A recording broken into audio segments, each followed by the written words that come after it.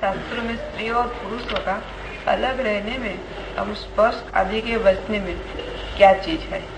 इतने इंकार में अनिष्ट वो नहीं होता है? धर्म के दो रूप हैं।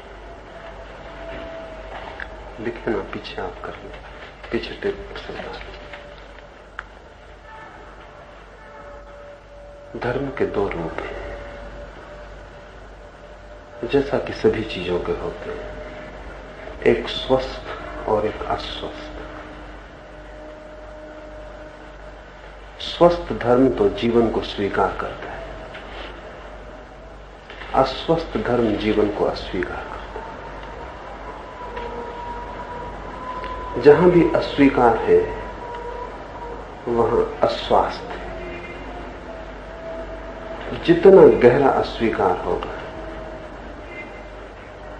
उतना व्यक्ति आत्मघाती है। जितना गहरा स्वीकार होगा उतना ही व्यक्ति जीवनोन्मुख है। तो जिन धर्मशास्त्रों में कहा गया है स्त्री पुरुष दूर रहें, स्पर्श भी ना करें, मैं उन्हें रुग्ण मानता हूं, बीमार।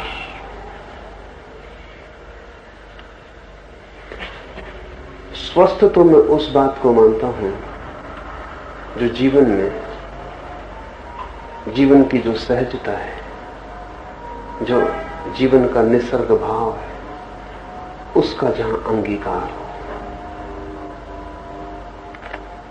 तो ऐसे धर्मशास्त्र भी हैं जो स्त्री पुरुष के बीच किसी तरह की कलह, द्वंद्व और संघर्ष नहीं करते। उन्हीं तरह के धर्मशास्त्रों का नाम तंत्र है। और मेरी मान्यता यह है कि जितनी गहरी पहुंच तंत्र की है जीवन के संबंध में, उतनी इन क्षुद्र शास्त्रों की नहीं है जहां निषेध किया गया। मैं तो समर्थन में नहीं हूं, क्योंकि मेरी मान्यता ऐसी है कि जगत और परमात्मा दो नहीं है। परमात्मा जगत की ही गहनतम अनुभूति है और मोक्ष कोई संसार के विपरीत नहीं है, बल्कि संसार के अनुभव में ही जाग जाने का नाम है। तो मैं पूरे जीवन को स्वीकार करता हूं, उसके समस्त रूपों में। स्त्री पुरुष इस जीवन के दो अनिवार्य अंग हैं, और एक अर्थ में पुरुष भी अधूरा है और एक अर्थ में स्त्री भी अधूरी है। उनकी निकटता जितनी गहन हो सके उतनी ही ऐक्य का अनुभव शुरू होता है। तो मेरी दृष्टि में स्त्री पुरुष के प्रेम में परमात्मा की पहली झलक उपलब्ध होती है, और जिस व्यक्ति को स्त्री पुरुष के प्रेम में परमात्मा की पहली झलक उपलब्ध नहीं होती, उसे कोई भी झलक होनी उपलब्ध मुश्किल है। स्त्री पुरुष के बीच जो आकर्षण है वो अगर हम ठीक से समझें तो जीवन का ही आकर्षण है, और गहरे समझें तो स्त्री पुरुष के बीच का जो आकर्षण है वो परमात्मा की ही लीला का हिस्सा है, उसका ही आकर्षण है। तो मेरी दृष्टि में उनके बीच के आकर्षण में कोई भी पाप नहीं है। लेकिन क्या कारण से स्त्री पुरुष को कुछ धर्मों ने, कुछ धर्मशास्त्रों ने, कुछ धर्म गुरुओं ने एक शत्रुता का भाव पैदा करने की कोशिश की? गहरे में एक ही कारण है। मनुष्य के अहंकार पर सबसे बड़ी चोट प्रेम में पड़ती है। जब एक पुरुष एक स्त्री के प्रेम में पड़ जाता है या एक स्त्री एक पुरुष के प्रेम में पड़ती है, तो उन्हें अपना अहंकार तो छोड़ना ही पड़ता है। प्रेम की पहली चोट अहंकार पर होती है, तो जो अति अहंकारी हैं वो प्रेम से बचेंगे। बहुत अहंकारी व्यक्ति प्रेम नहीं कर सकता, क्योंकि वो दांव पे लगाना पड़ेगा। प्रेम का मतलब ही है कि मैं अपने से ज्यादा मूल्यवान किसी दूसरे को मान रहा हूं। उसका मतलब ही यह है कि मेरा सुख गौण है, अब किसी दूसरे का सुख ज्यादा महत्वपूर्ण है, और जरूरत पड़े तो मैं अपने को पूरा मिटाने को राजी हूं ताकि दूसरा बच सके। और फिर प्रेम की जो प्रक्रिया है उसका मतलब ही है कि एक दूसरे में लीन हो जाना। शरीर के तल पर यौन भी इसी लीनता का उपाय है।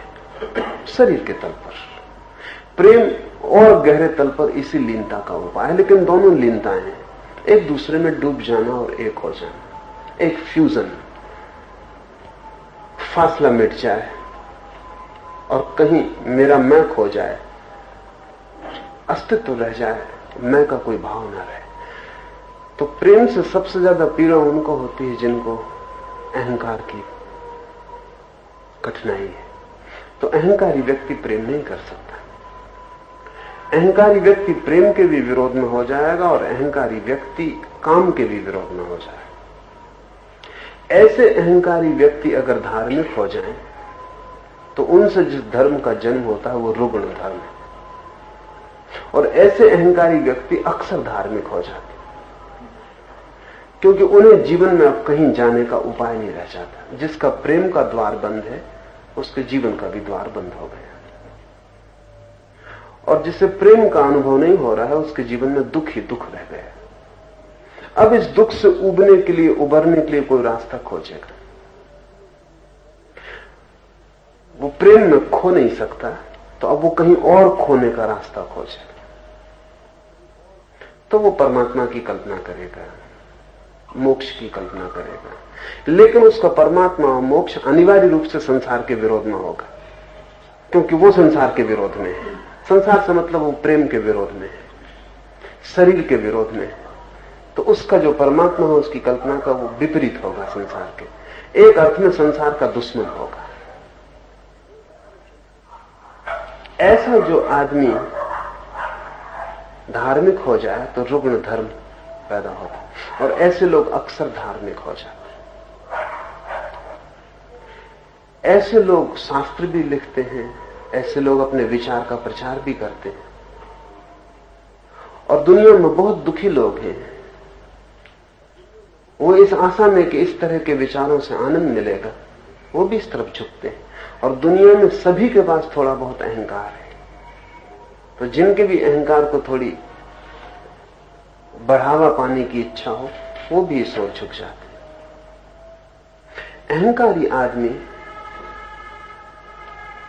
हमेशा आक्रामक होता है, तो वो अपने धर्म को लेकर भी आक्रमण करता है दूसरों पर, उनको कन्वर्ट करता है, उनको समझाता, बुझाता, बदलता। और चूंकि वो प्रेम, काम, जीवन के सामान्य संबंधों से अपने को दूर रखता है, स्वभावतः ऐसा लगता है कि वो बड़ा त्याग कर रहा है, और जिन चीजों में हमें सुख मिल रहा है उन सबको छोड़ रहा है। इसलिए हमारे मन में भी आदर पैदा होता है। आदर तभी पैदा होता है जब हमसे विपरीत कोई कुछ कर रहा हो जो हम ना कर पा रहे हैं, वो कोई कर रहा हो तो आदर पैदा होता है। और वो आक्रामक है, अहंकारी है, वो सब भांति अपने विचार को हमारे ऊपर थोपने की कोशिश करता है। हम उससे राजी ना भी हो पाए तो कम से कम हम में वो अपराध भाव, गिल्ट तो पैदा कर ही देता है कि तुम पाप कर रहे हो, तुम जो कर रहे हो वो गलत है और पाप है, इतना भाव तो वो पैदा कर ही देता है। इस भाव के बड़े मजेदार परिणाम होते हैं। इसका बड़ा परिणाम तो ये होता है कि जो आप कर रहे हैं वो छोड़ तो नहीं पाते क्योंकि वो स्वाभाविक है, लेकिन अब उसे करते वक्त आपको अपराध की प्रतीति होने लगती, तो प्रेम जो है वो पाप हो जाता है। प्रेम भी करते हैं और भीतर कहीं गहरे में ये भी लगता रहता है कि कुछ गलत कर रहे हैं, कुछ पाप कर रहे हैं।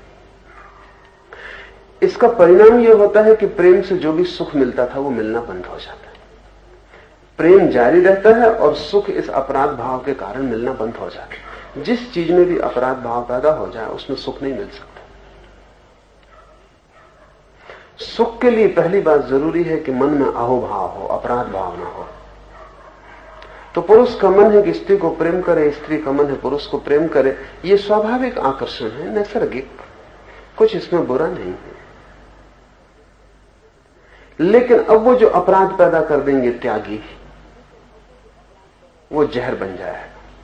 तो स्त्री पुरुष एक दूसरे के प्रति आकर्षित भी होंगे और साथ ही विकर्षित भी होंगे।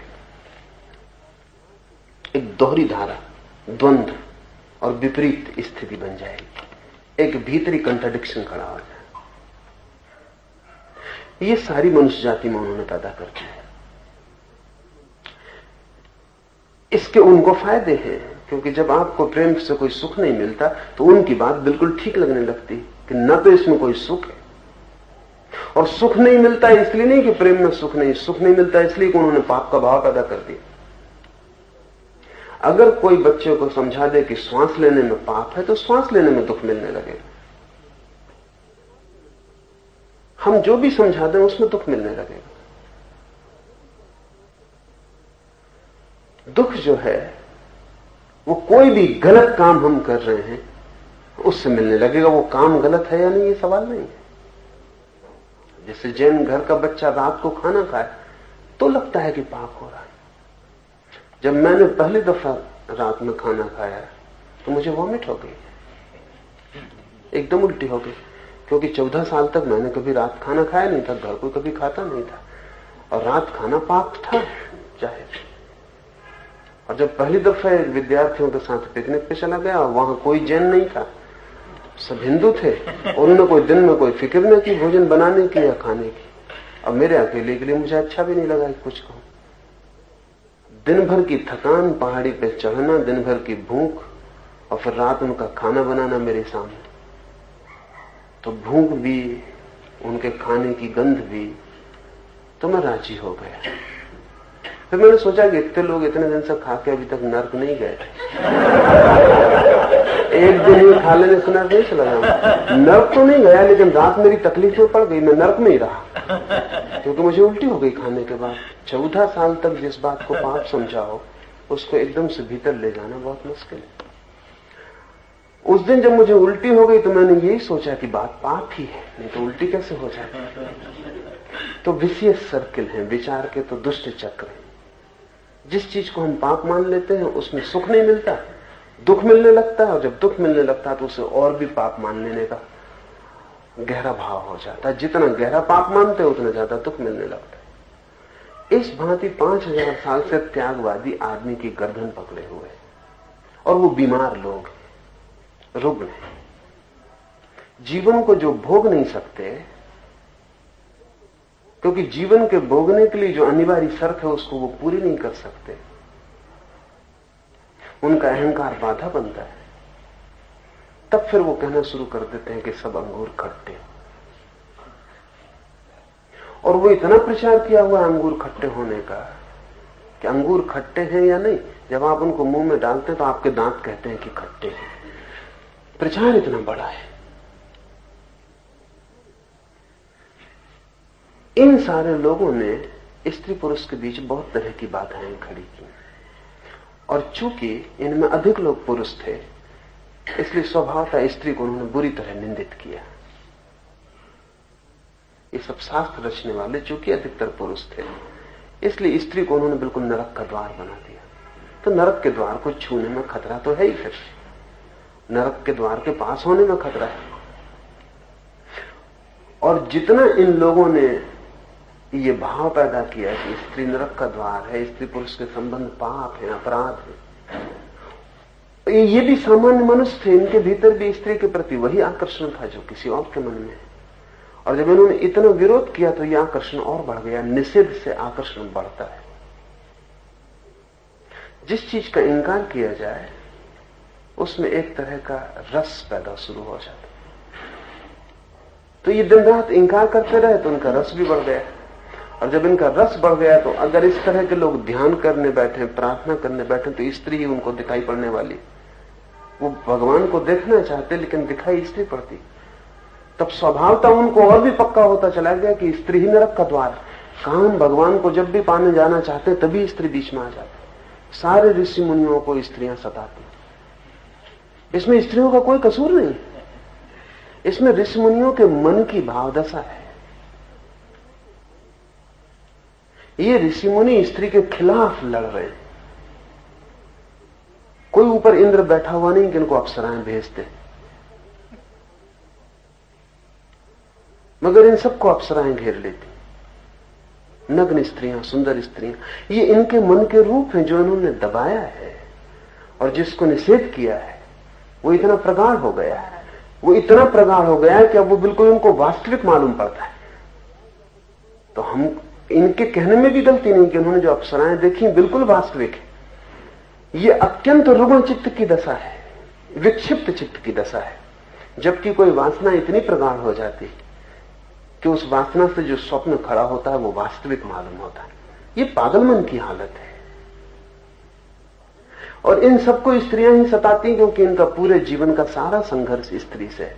जिससे संघर्ष है वो सताएगा। जिस दिन आपने उपवास किया है उस दिन भोजन के स्वप्न आ जाएंगे, और अगर 2-4 महीने का आपको लंबा उपवास करना पड़े तो आप डिलीरियम की हालत में हो जाएंगे। मस्तिष्क फिर जो भी देखेगा भोजन ही दिखाई पड़ेगा, कुछ भी सुनेगा भोजन ही सुनाई पड़ेगा, कोई भी गंध आएगी वो भोजन की ही गंध होगी। इससे कहीं कोई संबंध बाहर का नहीं, इसके भीतर जो अभाव पैदा हो गया है वो प्रक्षेपण कर रहा है। तो जब इन ऋषि मुनियों को ऐसा लगा कि स्त्री सब तरह डिगाती है और उनके ध्यान की अवस्था नष्ट हो जाती, और वो बड़ी ऊंचाई पे चढ़ रहे थे और नीचे गिर जाते, कोई न गिरा रहा है न कहीं वो चढ़ रहे थे, सब उनका मन का खेल है। और जिससे लड़ रहे थे, जिससे भाग रहे थे, उसी से खिंच के नीचे गिर जाते। तो फिर स्वभाव था, उन्होंने कहा कि स्त्री को देखना भी नहीं, छूना भी नहीं। स्त्री बैठी हो किसी जगह तो उस जगह पे एकदम मत बैठ जाना, कुछ काल व्यतीत हो जाने देना ताकि उस स्त्री की ध्वनि तरंगें उस स्थान से अलग हो जाए। अब ये बिल्कुल रुग्ण चित्त लोगों की दशा है। इतने भयभीत लोग, और जो स्त्री से इतने भयभीत हों, वो कुछ और पा सकेंगे इसकी संभावना नहीं। इस तरह के लोगों ने जो बातें लिखी हैं, मैं मानता हूं कि आज नहीं कल हम उनको विक्षिप्त मनोविकारग्रस्त शास्त्रों में गिनेंगे। मेरा कोई समर्थन इनको नहीं। मेरा तो मानना ऐसा है कि जीवन में मुक्ति का एक ही उपाय है कि जीवन का जितना गहन अनुभव हो सके, और जिस चीज के हम जितने गहन अनुभव में उतर जाते हैं उतना ही उससे हमारा छुटकारा हो जाता है। अगर निषेध से रस पैदा होता है तो अनुभव से वैराग्य पैदा होता है। मेरी जो दृष्टि है कि जिस चीज को हम जान लेते हैं, जानते ही हमारा उससे जो विक्षिप्त आकर्षण था वो शांत होने लगता है, और स्वभावतः काम का आकर्षण सर्वाधिक है, होगा, क्योंकि हम उत्पन्न काम से होते हैं, और हमारे शरीर का एक एक कण जीवाणु काम कण है। माता पिता के जिस कामाणु से निर्माण होता है, फिर उसी का विस्तार हमारा पूरा शरीर है। तो हमारा रोण रोण काम से निर्मित है, पूरी सृष्टि काम सृष्टि है। इसमें होने का मतलब ही है काम वासना के भीतर होना। जैसे हम श्वास ले रहे हैं हवा में, उससे भी गहरा हमारा अस्तित्व काम वासना में है, क्योंकि श्वास लेना तो बहुत बाद में शुरू होता। बच्चा जब पेट से मां के पैदा होगा और जब रोएगा तब पहली श्वास लेगा। इसके पहले भी 9 महीने वो जिंदा रह चुका है, और वो 9 महीने जो जिंदा रह चुका है वो तो उसकी काम ऊर्जा का ही सारा फैलाव है। तो वो जो काम ऊर्जा से हमारा सारा शरीर निर्मित है, कण कण निर्मित है, श्वास से भी गहरा हमारा उसमें अस्तित्व छिपा हुआ है। उससे भाग के कोई बच नहीं सकता, क्योंकि भागोगे कहां? वो तुम्हारे भीतर है, तुम ही हो। तो मैं कहता हूं कि उससे भागने की कोई जरूरत नहीं, और भागने वाला उपद्रव में पड़ जाता है। तो जीवन में जो है उसका सहज अनुभव, उसका स्वीकार, और जितना गहरा अनुभव होता है उतने हम जाग सकते हैं। इसलिए मैं तंत्र के पक्ष में हूं, त्याग के पक्ष में नहीं हूं। और मेरा मानना है जब तक त्यागवादी धर्म दुनिया से समाप्त नहीं होते तब तक दुनिया सुखी नहीं हो सकती, शांत भी नहीं हो सकती। सारी रोग की जड़ इनमें छिपी। तंत्र की दृष्टि बिल्कुल उल्टी है। तंत्र कहता है कि अगर स्त्री पुरुष के बीच आकर्षण है तो इस आकर्षण को दिव्य बनाओ, इससे भागो मत, इसको पवित्र करो। अगर काम वासना इतनी गहरी है तो इससे तुम भाग सकोगे भी नहीं। तो इस गहरी काम वासना को ही क्यों ना परमात्मा से जुड़ने का मार्ग बनाओ। और अगर सृष्टि काम से हो रही है तो परमात्मा को हम काम वासना से मुक्त नहीं कर सकते, नहीं तो कुछ होने का उपाय नहीं रह जाता। अगर कहीं भी कोई शक्ति है इस जगत में तो उसका हमें किसी न किसी रूप से काम वासना से संबंध जोड़ना ही पड़ेगा, नहीं तो इस सृष्टि के होने का कहीं कोई आधार नहीं रह जाता। इस सृष्टि में जो कुछ हो रहा है ये किसी न किसी रूप में परमात्मा से जुड़ा है। और हम आंखें खोल के चारों तरफ देखें तो सारा काम का फैलाव है। आदमी में तो हम बेचैन हो जाते हैं, वो ऋषि मुनि भी आदमी में बेचैन हो जाते हैं, लेकिन और तरफ उनको ख्याल में नहीं आता। सुबह जब पक्षी गीत गा रहे हैं तो उनको लगता है कि बड़ी दिव्य बात हो रही, लेकिन वो पक्षी जो पुकार लगा रहा है वो सब काम वासना की। और जब फूल खिलते हैं ऋषि की वाटिका में तो वो सोचता है बड़ी अद्भुत बात, और फूलों को जाके भगवान को चढ़ा रहा है, लेकिन सब फूल काम वासना के रूप, वो वीर्याणु है, उनमें छिपा बीज है जन्म का। और फूलों पर तितलियां घूम के उनके वीर्याणुओं को लेकर दूसरे फूलों से जाके मिला रही। तो फूल देख के तो ऋषि खुश होता है कि उसको ख्याल में नहीं कि फूल जो है वो काम वासना का रूप है। पक्षी का गीत सुन के खुश होता है, मोर नाचता है तो खुश होता है, कोयल पुकारती तो खुश होता है, लेकिन उसे पता नहीं सिर्फ आदमी में क्यों परेशान है। आदमी से क्या परेशानी है, वही काम, लेकिन आदमी के काम से वो परिचित है, वो उसकी खुद की पीड़ा है। बाकी पूरी प्रकृति काम का फैलाव है। यहां जो भी दिखाई पड़ रहा है उस सबके भीतर काम छिपा हुआ है। सारा फैलाव, सारा खेल उसका। तो जो काम इतने गहरे में है वो परमात्मा से जुड़ा होगा। तंत्र कहता है सबसे ज्यादा गहरी चीज काम वासना है, क्योंकि उससे ही जन्म होता है, उससे ही जीवन फैलता है। तो इस गहरे तंतु का हम उपयोग कर लें, इस तंतु से लड़े ना, बल्कि इस तंतु को धारा बना लें जिसमें हम बह जाएं। और काम वासना को अगर कोई धारा बना ले, ध्यान बना ले,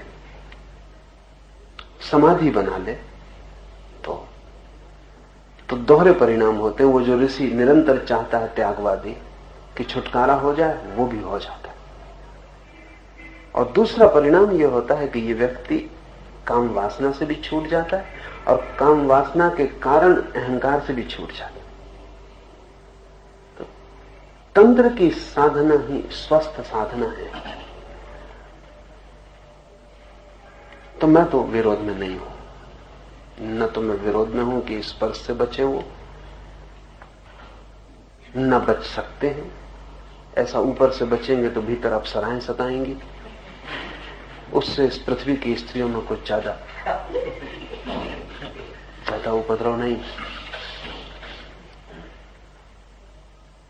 बचने की बात ही मैं मानता हूं गलत है। भागना क्यों, डरना क्यों? जीवन जैसा है उसके तथ्य में जागरूक होना है। अगर मेरे मन में किसी चीज के प्रति आकर्षण है तो मैं इस आकर्षण को समझने की कोशिश करूं। क्या है यह आकर्षण, क्यों है यह आकर्षण, और इस आकर्षण को मैं कैसे सृजनात्मक करूं कि इससे मेरा जीवन खिले और विकसित हो, ये मेरा विध्वंस न बन जाए, और इस आकर्षण का मैं उपयोग कैसे करूं, ये सवाल है।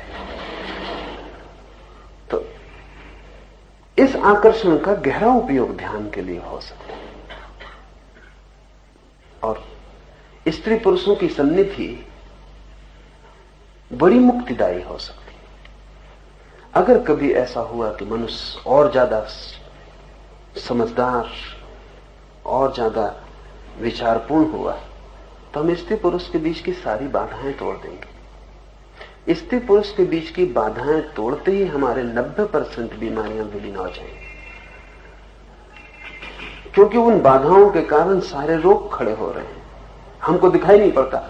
और चक्र ऐसा है कि कि जब रोग खड़े होते हैं तो हम सोचते हैं और बाधाएं खड़ी करो ताकि रोग खड़े ना हो।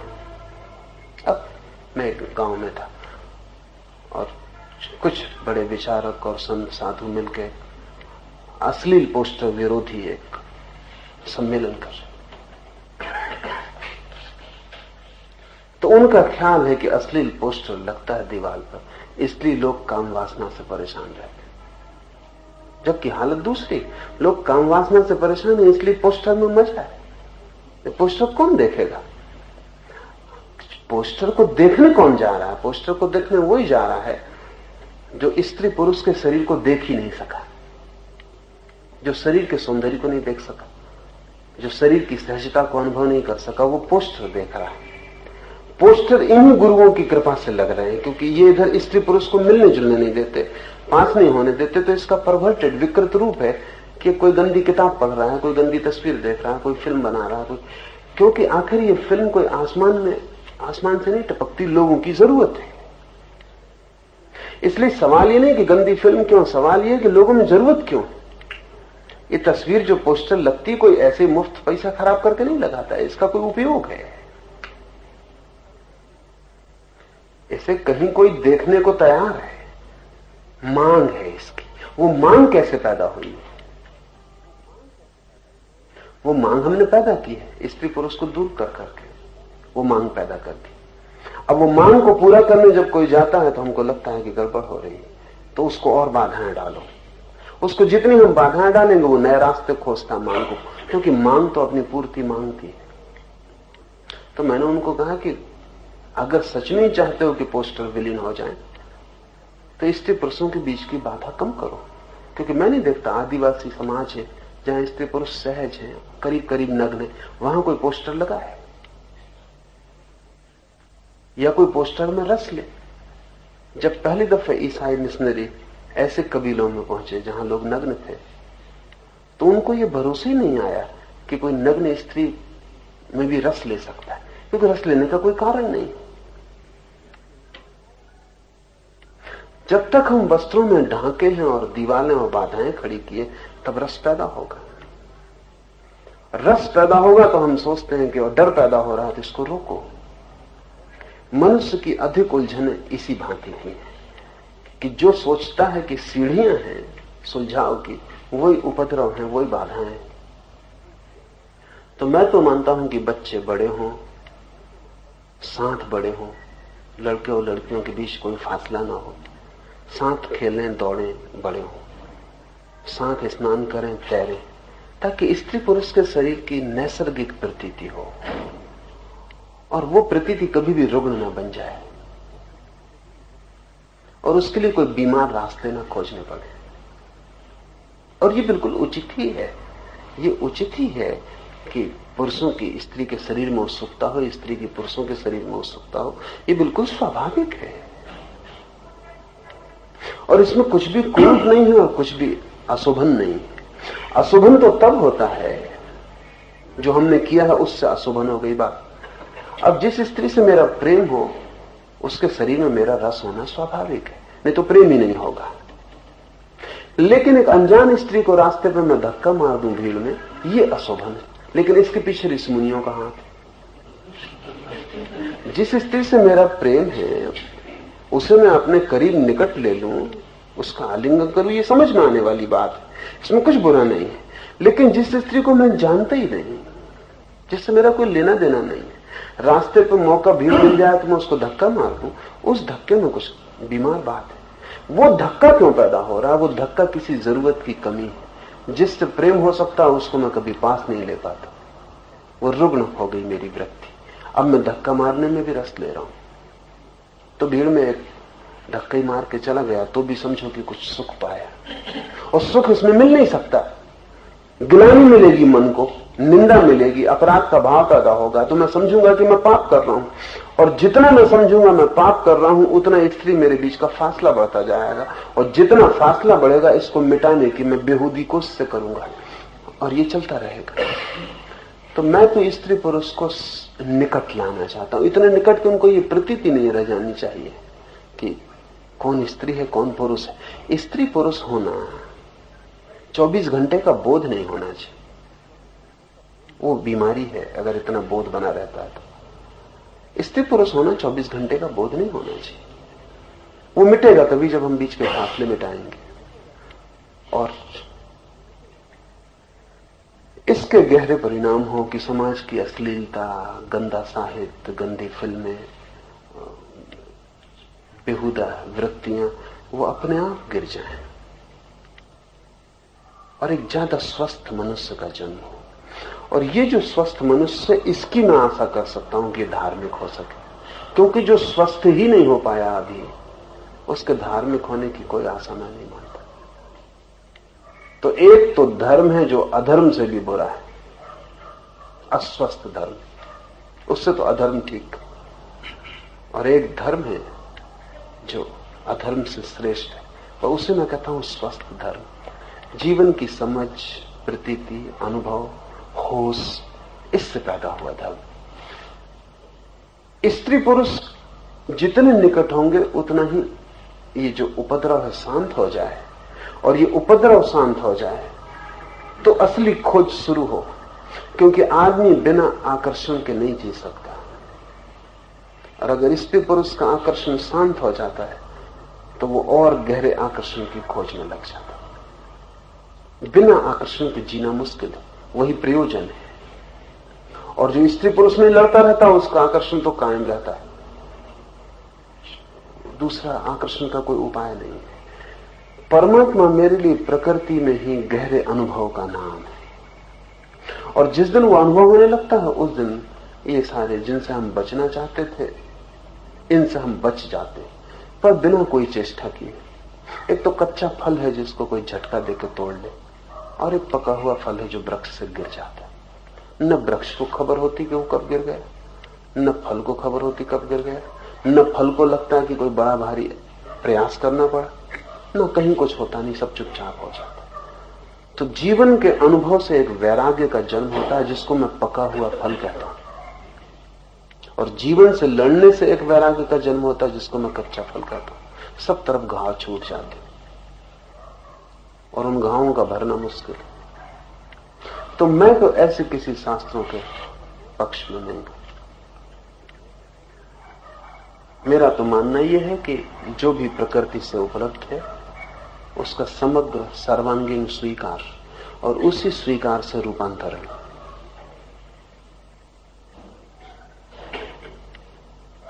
और यही रूपांतरण गहरा हो सकता है। संघर्ष में मेरा भरोसा नहीं, और इसी बात को मैं आस्तिकता कहता हूं।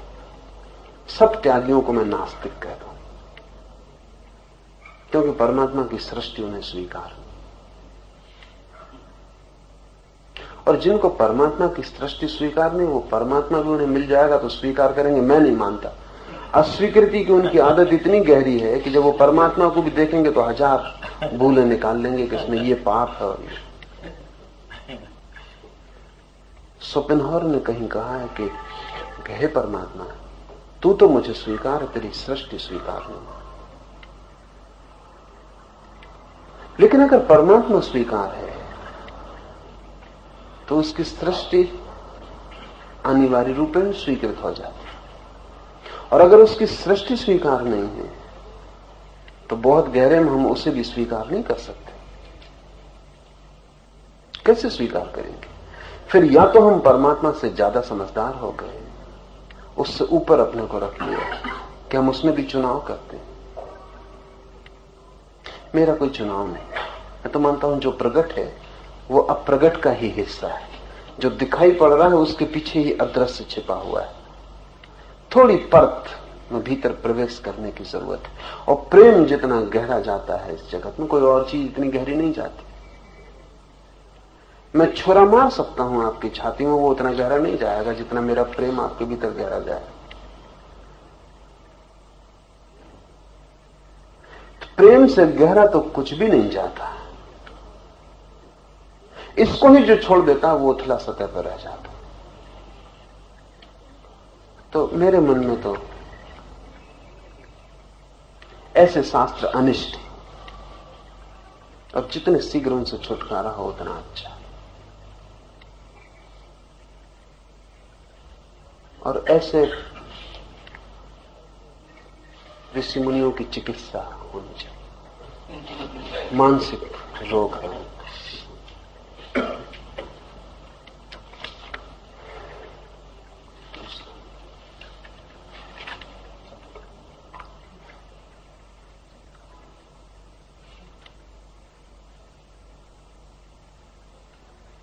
जो अभी सब साधु संत आते हैं वो चमत्कार बताते हैं, उसको सब लोग बहुत मानते हैं। तो चमत्कार के विचार में आपका क्या बात है?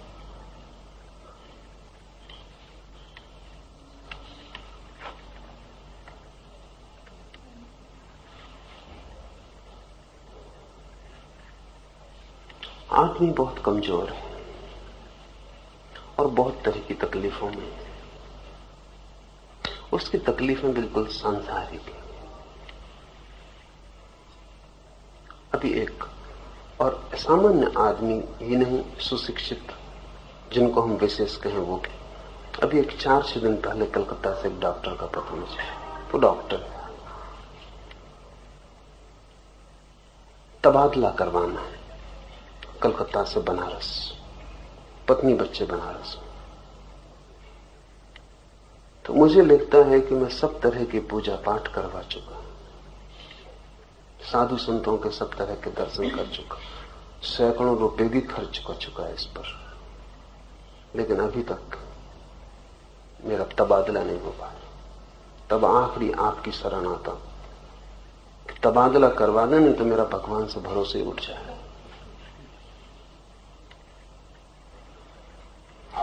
इधर मैं देखता हूं 100 में 99 आदमियों की तकलीफें ऐसी हैं, और जितना गरीब मुल्क होगा उतनी ये तकलीफें ज्यादा होंगी। किसी को नौकरी नहीं, किसी को बच्चा नहीं, किसी को बीमारी है, किसी को कोई तकलीफ है, 1000 तरह की तकलीफें। ये जो तकलीफों से भरा हुआ आदमी है, ये चमत्कार की तलाश करता है। अगर कोई चमत्कार कर रहा है तो इसे एक आशा बनती है कि शायद इसकी तकलीफ भी दूर हो सकती है, और तो सब आशा छूट गई है और ये सब उपाय कर चुका है, कुछ होता दिखाई से पड़ता नहीं। लेकिन अगर ये देख ले कि कोई आदमी हवा में से भभूत दे रहा है, तो फिर इसे भरोसा आता है कि अभी भी कुछ आशा है, मुझे भी लड़का मिल सकता है जब हवा से भभूत आ सकता है, तो साधु के चमत्कार से बच्चा भी आ सकता है। और अगर हाथ से सोना आ जाता है और घड़ियां आ जाती हैं, तो फिर क्या दिक्कत कि मेरा तबादला ना हो जाए, मुझे नौकरी ना मिल जाए। तो गरीब समाज है, दुखी पीड़ित समाज है, और जब तक लोग दुखी हैं तब तक कोई ना कोई चमत्कार से शोषण करेगा। सिर्फ ठीक संपन्न समाज हो तो चमत्कार का असर कम हो जाए। जितनी तकलीफ होगी उतना चमत्कार का परिणाम होगा। फिर चमत्कार क्या है? एक तरफ तो ये दुखी पीड़ित लोग हैं जिनका शोषण किया जा सकता है आसानी से, ये हाथ फैलाए खड़े हैं कि इनका शोषण करो, और इनका शोषण एक ही तरह से किया जा सकता है कि इनकी वासनाओं की तृप्ति की कोई आशा बंधे। तो वो आशा कैसे बंधे? अगर कोई बुद्ध महावीर हो तो वो तो आशा बंधाता नहीं, वो तो उल्टे इस आदमी को कहता है कि तुम्हारे दुखों का कारण तुम ही हो, तो तुम दुख के बाहर कैसे जाओगे उसका मैं रास्ता बता सकता हूं, लेकिन जिन कारणों से तुम दुखी हो उनको पूर्ति करने का मेरे पास कोई उपाय नहीं। लेकिन बुद्ध महावीर के प्रति ये आदमी आकर्षित नहीं होंगे, इनकी वासना ही वो नहीं है। अभी एक आदमी ताबीज निकाल देगा, उसके प्रति आकर्षित होंगे, उनकी वासना के लिए रास्ता मिलता है। और ताबीज निकालना इतना आसान काम है कि सलफ तो मदारी कर रहा है उसको, जिसको हम 2 पैसे देने को भी राजी नहीं, और वही मदारी कल साधु बन के खड़ा हो जाए तो फिर हम उसके चरणों में सिर रखने को और सब कुछ रखने को राजी। तो गरीबी है, दुख है और मूढ़ता है। और मूढ़ता ये है कि साधु कर रहा है तो चमत्कार है और गैर साधु कर रहा है तो मदारी, और जो वो कर रहे हैं वो बिल्कुल एक चीज है। उसमें जरा भी फर्क नहीं। बल्कि मदारी ईमानदार है और ये साधु बेईमान है, क्योंकि मदारी बेचारा कह रहा है कि खेल है। यही उसकी भूल है, मूढ़ों के बीच इतना साफ होना ठीक नहीं, इतना सच्चा होना यही उसकी गलती है। क्यों कह रहा है ये खेल है, इसमें हाथ की तरकीब है कि आप भी चाहें तो सीख सकते हैं और कर सकते हैं। बात खत्म हो गई। तो फिर हमें कोई रस नहीं है उसमें, हमें खुद में तो कोई रस है ही नहीं। जो हम ही कर सकते हैं उसमें कोई बात नहीं रहती। ये मदारी बताने को तैयार है कि कैसे हो रहा है। ये मदारी परीक्षा ली जाए इसके लिए तैयार है। वो आपका साधु ना तो परीक्षा के लिए तैयार है, न किसी तरह के वैज्ञानिक शोध के लिए राजी है। लेकिन फिर कारण क्या है? हम उसको इतना मूल्य देते हैं, मदारी को नहीं देते, क्योंकि मदारी से हमारी वासना की कोई पूर्ति की आशा नहीं बनती। ठीक है, हाथ का खेल, बात खत्म हो गई। अगर मैं हाथ के खेल से ताबीज निकाल रहा हूं तो बात खत्म हो गई। ठीक है, बात मुझसे क्या आपको मिलेगा? और कोई हाथ के खेल से बच्चा तो पैदा नहीं हो सकता, न नौकरी मिल सकती, न धन आ सकता, न मुकदमा जीता जा सकता, कुछ नहीं हो सकता। न आपकी बीमारी दूर हो सकती। हाथ का खेल तो हाथ का खेल है, ठीक है, मनोरंजन, बात खत्म हो गई। जब मैं ये दावा करता हूं कि हाथ का खेल नहीं है, ये चमत्कार है, ये दिव्य शक्ति है, तब आपकी आशा बनती, फिर आपकी आशा का शोषण होता। तो मैं मानता हूं जो भी साधु चमत्कार करते हैं उनसे ज्यादा असाधु व्यक्ति खोजने कठिन है। क्योंकि असाधुता और क्या होगी इसके कि लोगों का शोषण हो और उनकी मूढ़ता का लाभ और धोखा। एक भी चमत्कार ऐसा नहीं है जो मदारी नहीं करते, पर अंधेपन की सीमाएं नहीं है। सच तो यह है कि मदारी जो करते हैं वो आपके कोई साधु नहीं कर सकते, और जो आपके साधु करते हैं वो 2 कौड़ी का मदारी कोई भी करता है, और जो मदारी करते हैं वो आपका कोई साधु नहीं कर सकता। फिर भी तो इसके पीछे कोई कारण है। ये मैं समझा भी दूं तो मैं ये मानता नहीं कि मेरे समझाने से कोई चमत्कार में आस्था रखने वाले में कोई फर्क पड़ने वाला है। कोई फर्क नहीं, क्योंकि ये समझाने का सवाल ही नहीं है। उसकी जो वासना है वो तकलीफ दे रही, उसके भीतर जो वासना है उसका प्रश्न है कि वो कैसे हल हो। अब ये जो आदमी है डॉक्टर जिसने मुझे लिखा, इसको मैं कितना ही समझाऊं, इससे कोई फर्क नहीं पड़ने वाला, क्योंकि समझाने से तबादला तो होगा नहीं। समझाने का एक ही परिणाम होगा कि मुझे हाथ जोड़ के किसी और की तलाश करेगा, कोई उपाय नहीं, क्योंकि इस आदमी को कुछ मालूम नहीं है, बात खत्म हो गई। इतना ही इसको परिणाम होगा और कोई परिणाम होने वाला नहीं। ये किसी और की तलाश करेगा। तो चमत्कार के तलाशी हैं, और हमारे मुल्क में ज्यादा होंगे क्योंकि बहुत दुखी मुल्क है, बहुत पीड़ित मुल्क है, अति कष्ट में।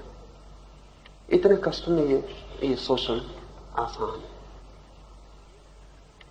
मगर मेरा मानना ऐसा है कि धर्म से चमत्कार का कोई लेना देना नहीं, क्योंकि धर्म का वस्तुतः आपकी वासना से कोई लेना देना नहीं। धर्म तो इस बात की खोज है कि वो घड़ी कैसे आए जब सब वासनाएं शांत हो जाए, कैसे वो क्षण आए जब मेरे भीतर कोई चाह न रह जाए, क्योंकि तभी मैं शांत हो पाऊंगा। जब तक चाह है तब तक अशांति रहेगी, चाह ही अशांति। तो धर्म की तो पूरी चेष्टा ये है कि कैसे आपके भीतर वो भाव दशा बन जाए जहां कोई चाह नहीं, कोई मांग नहीं। उस घड़ी ही अनुभव होगा जीवन की परम धन्यता का। तो चमत्कार से क्या लेना देना है? धर्म का कोई लेना देना चमत्कार से नहीं। और सब चमत्कार मदारी के लिए। जो ना समझ मदारी हैं वो बेचारे सड़कों पे करते हैं, जो समझदार हैं, चालाक हैं, होशियार हैं, बेईमान हैं, वो साधु के वेश में कर रहे हैं।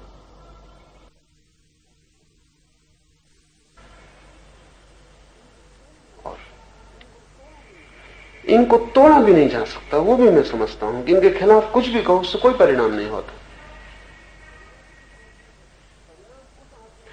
परिणाम उस आदमी पे हो सकता है जो वासना के पीछे ना हो, ऐसा आदमी खोजना मुश्किल है।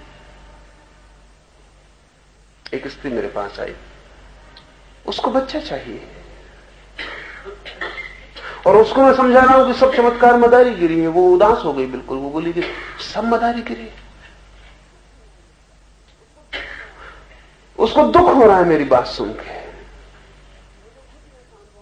तो मुझे खुद ही ऐसा अनुभव होने लगा कि मैं पाप कर रहा हूं जो उसको मैं समझा रहा हूं, क्योंकि हो बच्चा न हो बच्चा, होने की आशा में तो वो अपना दौड़ धूप कर रही है, चल रहा था। तो उसको मैंने कहा तू मेरी बात की फिक्र मत कर, और तू वैसे भी नहीं करेगी, तू जा कोई और खोज, कोई ना कोई, पता नहीं कोई कर सके चमत्कार। उसकी आंखों में ज्योति वापस लौट आई। उसने कहा आप कहते हैं कि शायद कोई कर सके। ये हमारे विश फुलफिलमेंट है, भीतर हमारी इच्छा है कि ऐसा हो, चमत्कार होने चाहिए, ऐसा हम चाहते हैं। इसलिए फिर कोई तैयार होकर बता देता है कि देखो ये हो रहे हैं और तुम चाहते थे वो इच्छा पूरी हो गई। और उन चमत्कारियों से कोई भी नहीं कहता जब तुम राख ही निकालते हो तो क्यों राख निकालते हो, कुछ और काम की चीज निकालो, इस मुल्क में कुछ काम आए। क्या तुम ताबीज निकाल ही रहे हो और चमत्कार ही दिखा रहे हो, तो फिर इस मुल्क में कुछ और बहुत चीजों की जरूरत है। और इससे क्या फर्क पड़ता है, जब राख निकल सकती है, ताबीज निकल सकता है, घड़ी निकल सकती है, तो जब एक तरकीब तुम्हारे हाथ ही आ गई तब कुछ भी निकल सकता है। अगर एक बूंद पानी को हम भाप बना सकते हैं तो फिर हम पूरे सागर को भाप बना सकते हैं। नियम की बात है, जब नियम मेरे हाथ में आ गया कि शून्य से राख बन जाती, तब क्या दिक्कत रही है? कोई दिक्कत नहीं। ये चमत्कार दिखाने वाले इस मुल्क में दिखा रहे हैं हजारों साल चमत्कार, और ये मुल्क रोज बीमारी और गरीबी और दुख में डूबता जाता और मरता जाता, और ये दिखाते चले जाते। इनकी वजह से इनके चमत्कार की वजह से गरीबी नहीं मिटती। मेरा मानना है गरीबी की वजह से इनके चमत्कार चलते हैं।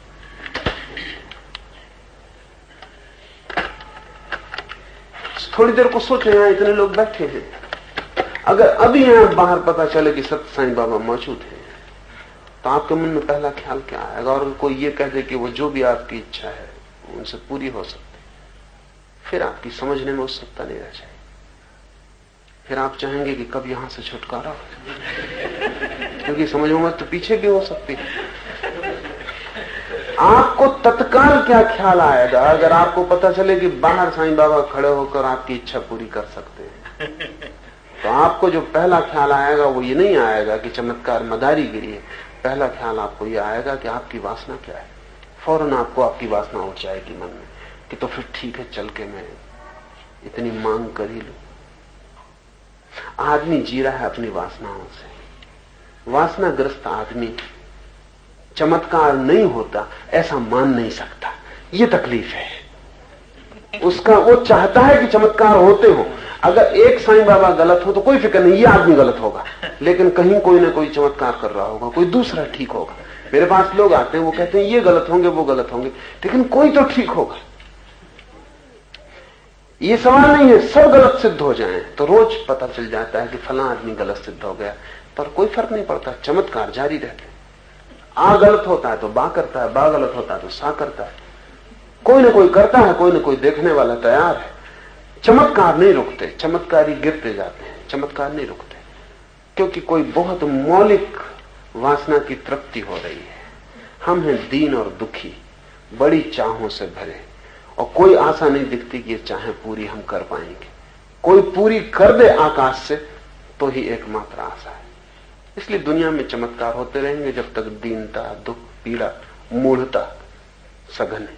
और मैं नहीं दिखता कि कभी भी ऐसा मौका आएगा कि आदमी इतना समझदार होगा कि चमत्कार न चले। बहुत मुश्किल दिखता है, बहुत मुश्किल दिखता है। 5000 साल पहले चलते थे तो हम सोचते थे विज्ञान विकसित नहीं हुआ है,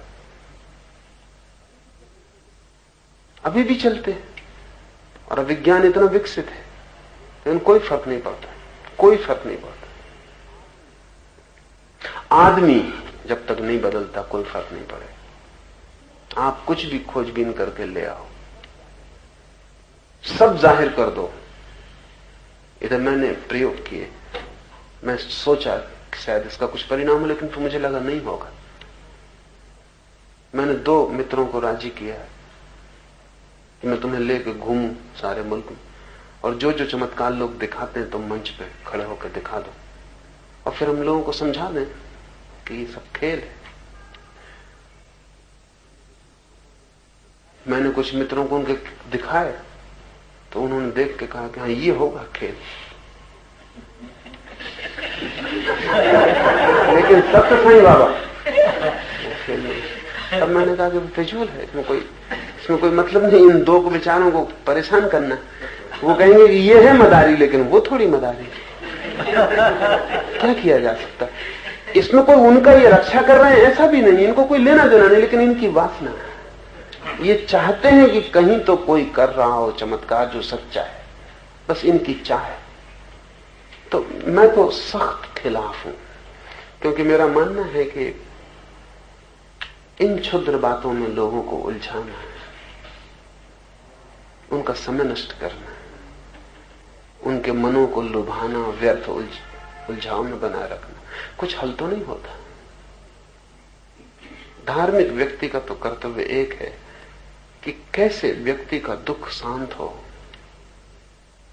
इस दिशा में अगर वो कुछ उनको बता सके, कुछ उनको करवा सके, कुछ उनके जीवन को बदलने की कीमिया खोज सके।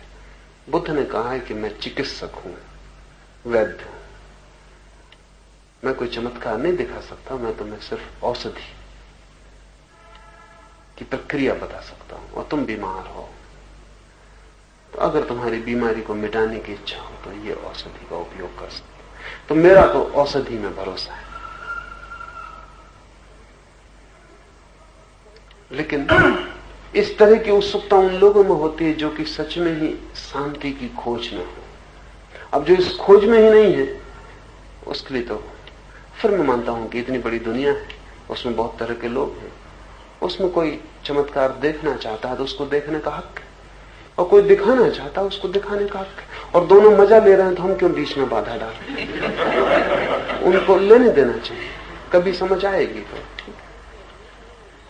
इसमें जो देख रहे हैं उनका तो जीवन खराब हो रहा है, जो दिखा रहे हैं उनका और बुरी तरह खराब हो रहा है। क्योंकि देखने वाले तो शायद कभी जग भी जाएं कि छोड़ो कहां के खेल में पड़े हो। वो जो दिखाने वाला है उसके अहंकार की इतनी तृप्ति होती रहती, उसे ख्याल भी नहीं होता। तो मेरे लिए तो साईं बाबा जैसे लोग दया के पात्र, दयनीय, उनका जीवन तो बिल्कुल मिट्टी में जा रहा है। धर्म का कोई संबंध चमत्कार से नहीं।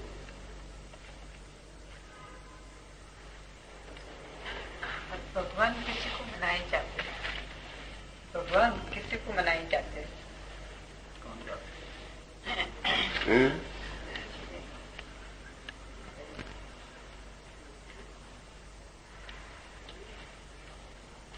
मेरी दृष्टि में तो भगवान के सिवाय कुछ और है नहीं।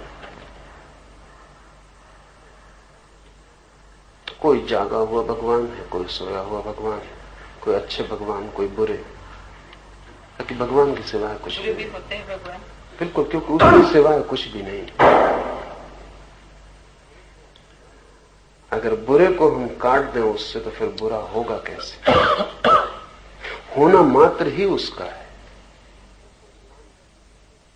तो कोई राम की शक्ल में भगवान, कोई रावण की शक्ल में भगवान। लेकिन रावण को अगर हम कह दें कि उसमें भगवान नहीं है तो फिर रावण के होने का कोई उपाय नहीं रह जाता। होगा कैसे? वो अस्तित्व ही उसका है। तो हमें कठिन लगता है कि बुरे भगवान कैसे, चोर भगवान कैसे। बाकी अगर वही है तो चोर में भी वही है।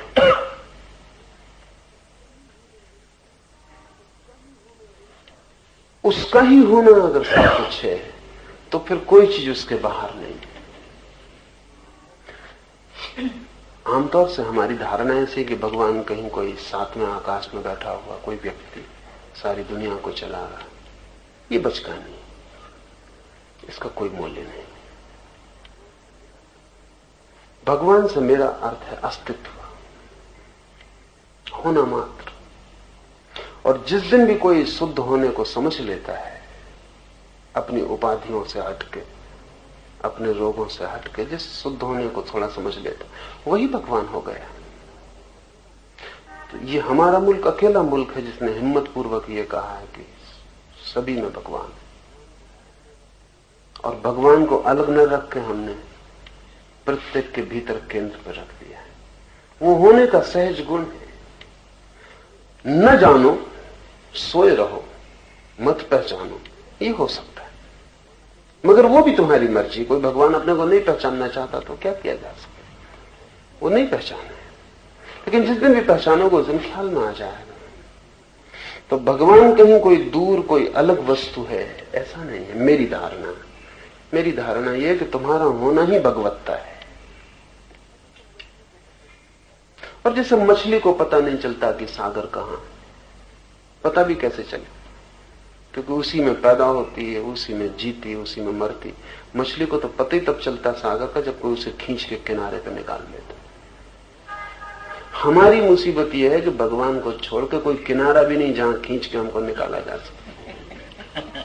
इसलिए हमको कोई पता नहीं चलता उसके होने का कि वो क्या है, कहां है। मछली तट पे आके तड़फती, तब उसको पता चलता है कि कुछ खो गया जो सदा था, लेकिन जब था तब पता भी नहीं चलता था।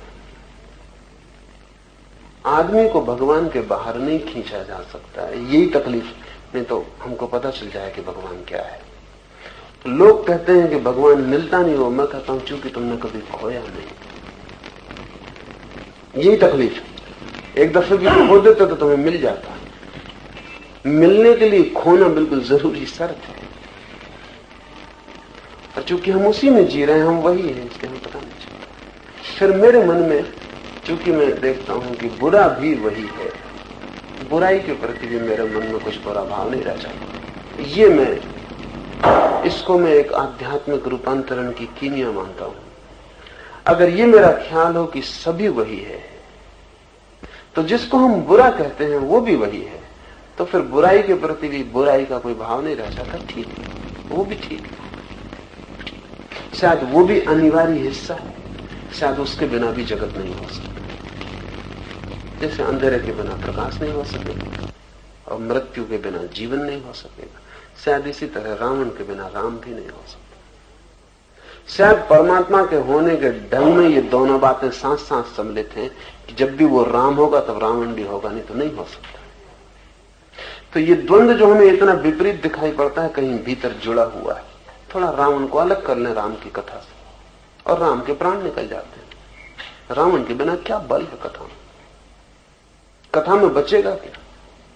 एक रावण को हटा लें तो पूरी रामायण व्यर्थ हो जाती।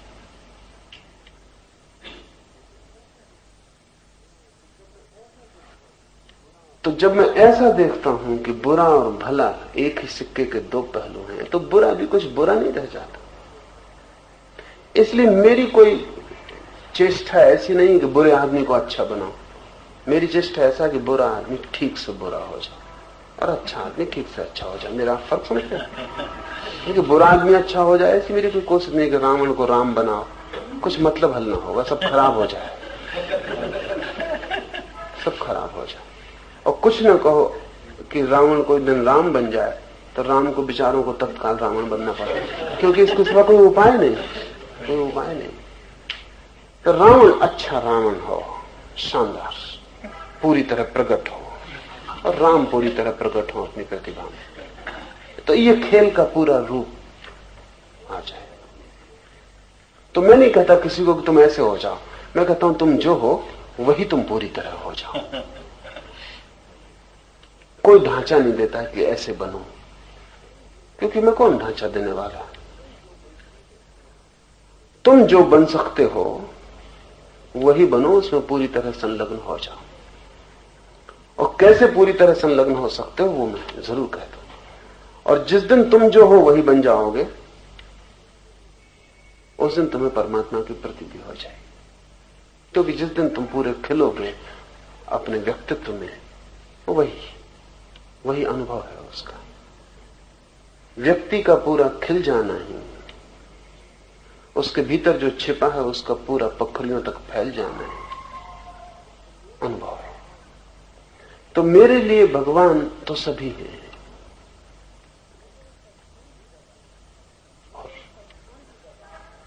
अगर इसका ख्याल भी पैदा हो जाए कि मैं भी भगवान हूं, तो तुम्हारी जिंदगी बदलनी शुरू हो जाए। क्षुद्र से जोड़ना ही क्यों नाता अपना? नाते जोड़ना हो तो विराट से जोड़ लेना चाहिए।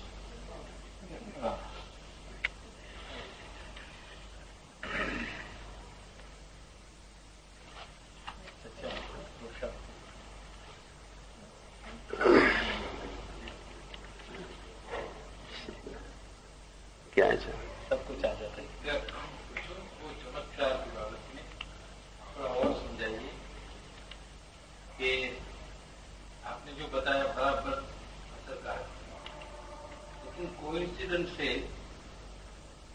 कभी बेला लूला लंगड़ा वो चमत्कार के टाइम में परिणाम आ जाता है, कभी वो फंसता है, तो परिणाम आता है कोइंसिडेंस है कि ऑटो सजेशन है कि सच्ची बात है? बहुत से कारण हो सकते हैं, लेकिन चमत्कार नहीं है। चमत्कारिक भी मालूम हो, चमत्कार नहीं। आदमी के मन के बहुत से नियम हैं जिनका हमें होश नहीं है, और उन नियमों के कारण बहुत सी घटनाएं घटती। एक युवक मेरे पास आता, पहली दफा जब आया तो किसी डॉक्टर ने भेजा था। उसके पेट में दर्द था और डॉक्टर इलाज कर करके परेशान हो गए। तो उसने तो सिर्फ अपनी बला टाली, क्योंकि उस डॉक्टर ने मुझे कहा कि तो बड़ी मुश्किल बात होगी। मैं तो इसको इसलिए हटाया कि ये रोज मेरे दवाखाने में बैठ जाता और इसकी वजह से दूसरे मरीजों को बुरा असर पड़ता, क्योंकि कहता साल भर हो गया अभी तक ठीक नहीं हुआ। तो मैंने उसके हाथ जोड़े, कहा कि तू उनके पास जा, उनसे ही ठीक होगा, हमसे ठीक नहीं होने वाला। सिर्फ बला टालने के लिए आपके पास भेजा था और ये ठीक हो गए। वो मेरे पास आया और कहा कि मुझे अपने हाथ का छुआ हुआ पानी दे दें। वो डॉक्टर ने कहा, भी बात क्या? उसने कहा कि बात पूछने की, साल भर से में पेट की तकलीफ, और जिसको डॉक्टर ठीक ना कर पाया हो वो फिर चमत्कार से ठीक होता है, क्योंकि डॉक्टर ठीक नहीं कर पाया उसका मतलब ये कि शरीर में कोई रोग नहीं है, तो डॉक्टर ही ठीक कर लेता, मुझसे कोई बात नहीं थी। रोग सिर्फ मन में है, उसको सिर्फ ख्याल है कि पेट में दर्द है।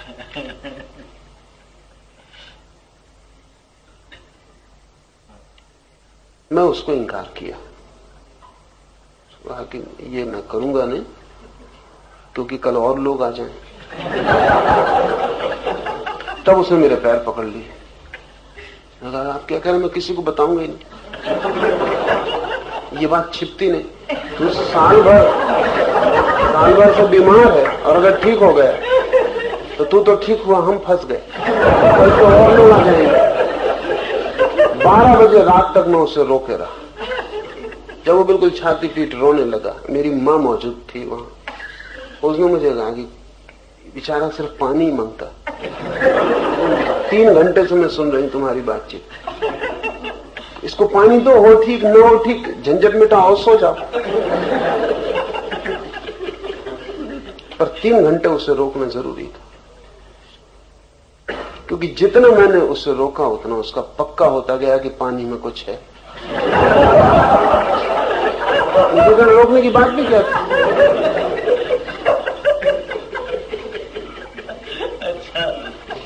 मजबूरी में मैंने उसे दिया। मैंने कहा कि तू कसम खा किसी को बताएगा नहीं अपने घर में। जब उसने कसम खा ली तब मैं उसे पानी दिया। पानी पीते से बोला, करे मेरा दर्द तो चला गया, और दर्द उसका चला गया। न तो कोई संयोग है न कोई चमत्कार है, उसका एक वहम था, और वहम को निकलने के लिए एक ही उपाय है, किसी पे भरोसा आ जाए, और कोई उपाय नहीं। वहम के निकलने का एक ही उपाय है कि उससे बड़ा वहम पैदा हो जाए। उसका वहम था कि पेट में दर्द है, उसका वहम है कि मैं चमत्कारी हूं। ये बड़ा वहम है। और जो झूठा पेट में दर्द पैदा कर ले, वो झूठा चमत्कारी न पैदा कर ले, इसमें कठिनाई क्या है? उसका ही खेल, मेरा कोई लेना देना नहीं है। कल तक वो पेट में दर्द पैदा कर रहा था, डॉक्टर को साल भर तक जिसने हराया, वो कोई छोटा मोटा आदमी नहीं है। वहम पैदा कर सकता है, और दर्द जैसा वहम पैदा कर लिया जिसमें दुख ही पाया, तो ये तो बड़ा सुखद था मामला। उसने घूंट अंदर नहीं गया, उसने कहा कि गजब, ये तो चमत्कार हो गया। उसने कहा कि वो कसम वसम मैं नहीं मानूंगा, क्योंकि मेरी मां की तबीयत खराब। और आप जान के हैरान होंगे कि वो एक बोतल रखने लगा जिसको मुझसे छुआ के ले जाता था और मरीजों को ठीक करने लगा, क्योंकि उसको देख के मरीज, उसका पूरा मोहल्ला जानता था कि वो तो क्रॉनिक मरीज है, वो कोई ठीक होने वाला प्राणी नहीं। वो ठीक हो गया तो उससे लोग मानने लगे किस तरकीब से, और अनेकों को वो ठीक करने लगा। अब मैं उसको समझाऊं भी तो समझाने का कोई उपाय नहीं, क्योंकि वो ठीक हो गया है। और ठीक होने का एक नियम है, 100 में से 90 बीमारियां मानसिक है। इसलिए 90 बीमारियां तो चमत्कार से ठीक हो ही सकती हैं। वो जो 10 बीमारियां हैं जो मानसिक नहीं है, उनका भी चमत्कार से असर हो सकता है, आपको भुलाई जा सकती है। जैसे कि झूठी बीमारी पैदा हो सकती है, वैसी सच्ची बीमारी भूल सकती है। हिप्नोसिस में 2 तरह के प्रयोग हैं। अभी किसी को सम्मोहित किया जाए और एक खाली कुर्सी रख दी जाए। जब वो सम्मोहित हो तब उसको कहा जाए कि खाली कुर्सी पर उसका कोई परिचित व्यक्ति आके बैठ गया, फिर उससे कहा जाए आंखें खोलो, वहां कुर्सी खाली है, वो देखेगा बराबर कि फला आदमी बैठा हुआ है। जो नहीं है वो दिखाई पड़ रहा है। इससे उल्टा भी हो जाता है, जो कुर्सी पे बैठा हुआ आदमी उसको कहो वो कुर्सी खाली, यहां कोई नहीं, फिर उससे आंख खोल के कहो उसको दिखाई नहीं पड़ेगा। हमारा मन जो देखना चाहे वो ना हो तो भी दिखाई पड़ सकता है, और हमारा मन जो देखना न चाहे तो जो हो वो भी नहीं दिखाई पड़ेगा। अब इसके लिए जरूरी है कि एक बहुत गहरी आस्था का भाव पैदा हो जाए। चमत्कारी व्यक्ति उतना ही काम कर रहा है कि वो उतना भरोसा दिलवा रहा है कि ठीक। अब इसमें कठिनाइयां ये हैं कि अगर चमत्कारी व्यक्ति, जैसे मैंने ये बात आपसे कह दी, अब आपके पेट में दर्द हो तो मैं कुछ नहीं कर सकता, बेकार हूं, मेरा चमत्कार काम नहीं करेगा। तो आपके पेट में दर्द हो तो मैं तभी आपका ठीक कर सकता हूं जब मेरे आसपास में हवा बना के रखूं पूरी की पूरी कि मैं चमत्कारी हूं। इसमें जरा भी एक्सप्लेनेशन खतरनाक है। इसमें जरा सी व्याख्या साफ हो गई आपकी तो फिर आपको फायदा मुझसे नहीं हो सकता।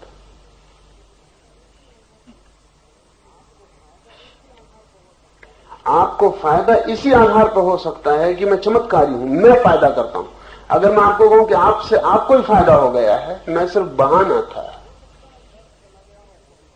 तो हो सकता है दर्द चला गया हो वो भी वापस लौट आए, बिल्कुल लौट सकता, क्योंकि उसका मतलब चमत्कार आपका अपने पे भरोसा है ही नहीं। यही तो तकलीफ है, इसलिए कोई और चाहिए।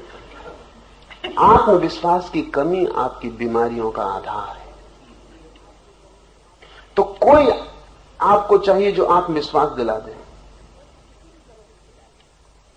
वो किसी भी तरह से दिला दे, तो जितना प्रतिष्ठित हो वो विश्वास उतना फायदे का है। जैसे अगर आपको मुझे सच में ठीक करना है तो मेरे आसपास 10-25 लोग चाहिए जो आपके आते से बताने लगे किसी की टांग ठीक हो गई, किसी का कान ठीक हो, और ये अपने आप इकट्ठे हो जाते हैं, इनको इकट्ठा करने की कोई जरूरत नहीं पड़ती।